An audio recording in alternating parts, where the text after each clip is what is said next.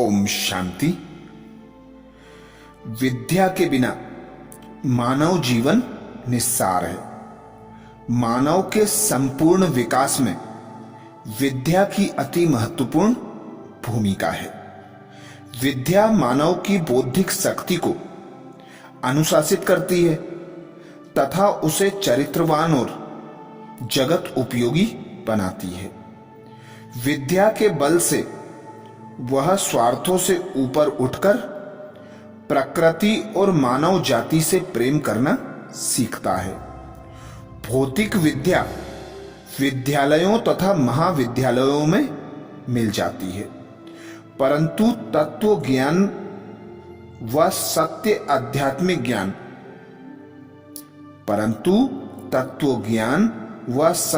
आध्यात्मिक ज्ञान रूपी विद्या के दाता परम पिता परमात्मा है। ब्रह्मा के साकारी तन का आधार लेकर वे अवतरित हुए तो विद्या की देवी मां सरस्वती ने उन्हें यथार्थ रूप में तुरंत पहचान लिया और संपूर्ण ज्ञान को धारण कर जीवन को दिव्य गुण संपन्न बना लिया। इस प्रकार विश्व की लौकिक मां का मानो धरती पर अवतार हुआ, वैसे ही परमात्मा पिता को पहचान कर विश्व की अलौकिक मां का भी धरती पर अवतार हुआ। संसार में रहते भी वे मानो देवी के रूप में प्रत्यक्ष हुई। ऐसी जगत अम्बा सरस्वती मां मम्मा, जिन्होंने परमात्मा के ज्ञान की गहराइयों में जाकर उनका मनन चिंतन कर उनकी धारणा मूर्त बनकर हम बच्चों को अनेक शिक्षाएं दी, अनेक महावाक्य सुनाए, जिससे हम बच्चे भी संपूर्ण एवं संपन्न बनकर माता के समान बन जाएं। तो ऐसे ही महावाक्यों का हम मनन कर रहे हैं। आज मनन करेंगे 12 दिसंबर 1958। आज मनन करेंगे 12 दिसंबर 1958 को जो मम्मा ने महावाक्य उच्चारे उनका मनन करेंगे। पवित्रता का संबंध कर्म योग से है। मुक्ति से श्रेष्ठ कर्म योग है।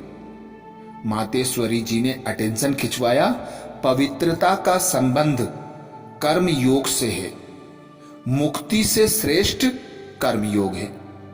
सभी मनुष्य आत्माएं धर्म अधर्म, सुख दुख, ज्ञान अज्ञान, राइट रॉन्ग यह शब्द तो कहती हैं, परंतु इसकी असली नॉलेज क्या है इससे अनजान है। धर्म की स्थापना व अधर्म का विनाश करने परमात्मा को आना पड़ता है।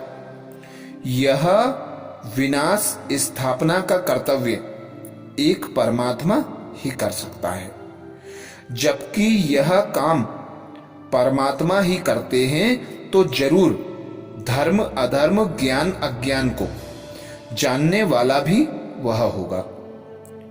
मातेश्वरी जी कहती, सृष्टि के नियम अनुसार हम जानते हैं कि कर्मों के आधार पर ही सृष्टि का चक्र बना हुआ है। आत्मा को कर्मों में आना ही है, कर्म अनादि है। इसलिए परमात्मा ने भी कर्म योग को सिद्ध किया है। उनको जानना यह असली श्रेष्ठ कर्म को ना जानने के कारण ही वियोग हो गया है। गिर पड़े हैं। परमात्मा ने आकर के श्रेष्ठ कर्म करना सिखलाया है। सारी सृष्टि पर धर्म स्थापन कर अधर्म विनाश किया, वह भी कर्म से ना, और वही कर्म स्थापन किए जिससे सारी सृष्टि पवित्र सुखमय शांतिमय बनी। परमात्मा ने सिद्ध किया है कर्म योग को, न कि कर्म संन्यास को। राइट और रॉन्ग कर्म की नॉलेज होनी चाहिए। यह जो कहते हैं कि मुक्त हो जाना अच्छा है, फिर तो कर्म की बात ही नहीं है। भगवान ने तो कर्मयोग सिखलाया है कि इस पार्ट में होते हुए इन कर्मों के आधार से मनुष्यों की ऐसी सर्वोत्तम अवस्था रह सकती है। सारी मनुष्य सृष्टि की ही बात है। अगर मुक्ति श्रेष्ठ होती तो परमात्मा कर्म योग को श्रेष्ठ क्यों रखता? फिर तो कहते कर्म अकर्म से जो न्यारी चीज है वही प्राप्त करनी चाहिए। परमात्मा ने तो राजयोग सिद्ध किया है। परमात्मा के सब महावाक्य प्रवृत्ति को ही सिद्ध करते हैं। इस रचना में वह प्रवृत्ति कैसी चाहिए जिसमें पवित्रता, सुख और शांति हो। पवित्रता शब्द ही इस कर्म योग के साथ ताल्लुक रखता है। ऐसे नहीं कि मुक्त हो जाने को पवित्रता कहा जाता है। वहां तो ना पवित्रता है ना अपवित्रता। ज्ञान योग शुद्ध कर्म, यह अक्षर मनुष्य के ऊपर है। आत्मा आई ही है इस कर्म क्षेत्र पर पार्ट बजाने। कर्म योग प्रवृत्ति, कर्म योग प्रवृत्ति। मातेश्वरी जी कहती ये मनुष्य सृष्टि की बात है, बाकी मुक्त तो सब होंगे ही। परमात्मा ने मनुष्यों को ही समझाया है कि कैसे पवित्र अपवित्र बने। मनुष्य सृष्टि के खेल पर ही शब्द हैं। धर्म अधर्म अक्षर भी पार्ट के साथ है। समझाते हैं कैसे पार्ट में होते प्रवृत्ति को पवित्र रखो। कर्मों की ही बात है। आत्मा सदैव न्यारी भी नहीं रह सकती है। मनुष्य के लिए ही पुरुषार्थ है अपनी प्रवृत्ति को पवित्र बनाना। मुक्त हो जाए तो फिर खेल की बात ही नहीं। इसलिए परमात्मा ने भी कर्म योग को श्रेष्ठ किया है। श्रेष्ठ कर्मों से प्रारब्ध भी श्रेष्ठ बनती है। श्रेष्ठ कर्म इस सहज ज्ञान और सहज योग से ही बनते हैं। यह है अंतिम जन्म। कर्म बंधन की जो प्रवृत्ति है उससे हमको हिसाब किताब चुकतू करना है, बदलना है। इस जन्म के लिए ही कहते हैं पवित्र बनो। फिर तो कहेंगे ही प्रैक्टिकल पवित्र जीवन में। फिर तो रहेंगे ही प्रैक्टिकल पवित्र जीवन में। दुनिया पवित्र चली है ना, उन्हों के यादगार कायम है। सब कुछ प्रवृत्ति चली हुई है, निर्विकारिता गाई हुई है। नहीं तो पवित्र अपवित्र शब्द दे ही नहीं। अगर सृष्टि का नियम ही है विकार में जाना, तो फिर अपवित्रता अक्षर क्यों आता है?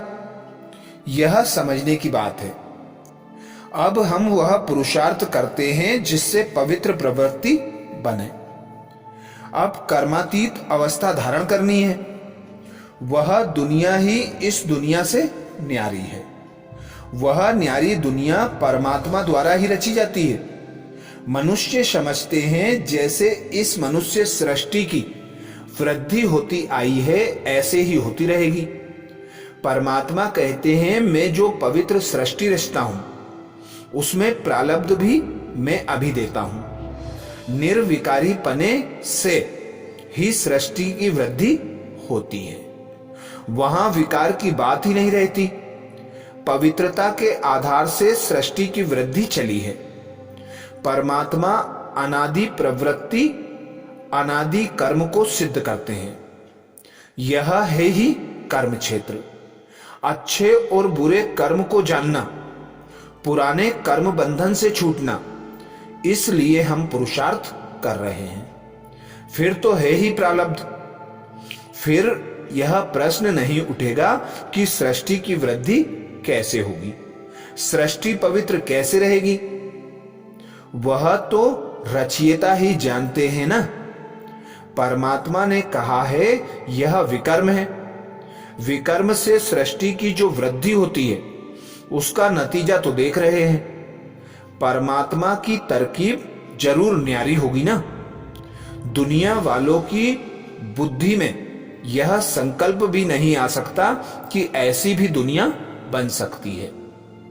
बाप समझाते हैं, मेरी सृष्टि ही पवित्र है, वहां कर्म अकर्म होते हैं। तमोगुणी बुद्धि तो यह महसूस नहीं कर सकती कि पवित्र प्रवृत्ति कैसे चली है। पार्ट से न्यारा होना वह कोई स्टेज नहीं है। प्रवृत्ति की सृष्टि ही ऊंच गाई हुई है। यह समझना मनुष्यों के लिए मुश्किल हो गया है, तब तो गिरते आए हैं। दुख का हिसाब किताब दुख तरफ खींचता है, सुख का हिसाब किताब सुख तरफ खींचता है। यह कंट्रास्ट समझना है। सृष्टि के वृद्धि की तो अब बात ही नहीं है, अब तो वापस लौटना है। कर्म बंधन से छूटने के लिए पूरी पवित्रता धारण करनी है। तो ये थे मम्मा के कर्म योग पर, कर्म अकर्म विकर्म पर महावाक्य। ऐसे ही और महावाक्यों के लिए बाबा के चैनल को सब्सक्राइब करें। अच्छा, ओम शांति।